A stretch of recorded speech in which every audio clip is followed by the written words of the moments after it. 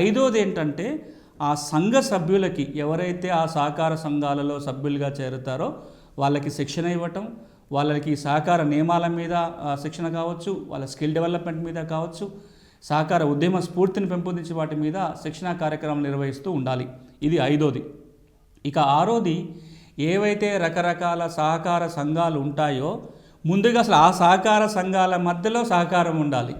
వ్యక్తుల మధ్యలో సహకారం ఉండి సంఘంగా అయి ఆ సంఘం కొన్ని పనులు చేయడంతో పాటు సంఘాల మధ్యలో కూడా సహకారం ఉండేటట్టుగా చూసుకోవాలి అనేది 6వ నియమం. ఇక 7వ నియమం చాలా ముఖ్యమైన నియమం ఏంటంటే సమాజం పట్ల ఇంట్రెస్ట్, సమాజం మేలు కోరే ఉద్దేశంతో పనిచేయాలి. దీన్నే కన్సర్న్ ఫర్ కమ్యూనిటీ అంటారు. ఆ సమాజం మీద ఒక స్పృహ కలిగి ఉండటం, సమాజం కోసం ఏదో చేయాలనే ఆతృత, తాపత్రయం కూడా ఈ సంఘాలు చూపించాలి.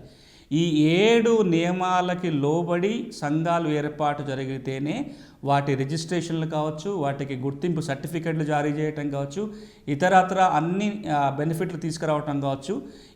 ఈ నియమాల ఆధారంగా నిర్మాణమైన సహకార సంఘాలకు మాత్రమే ఈ చట్టంలో అవకాశం ఉంటుంది. ఈ నియమాలని లోబడి లేకపోయినట్లయితే సంఘాన్ని గుర్తించడం కానీ, సంఘం రిజిస్ట్రేషన్ కానీ, ఒకవేళ గుర్తింపు రిజిస్ట్రేషన్ వచ్చినా ఆ తర్వాత రద్దు చేసే అధికారం కానీ ప్రభుత్వాలకు ఉంటాయి.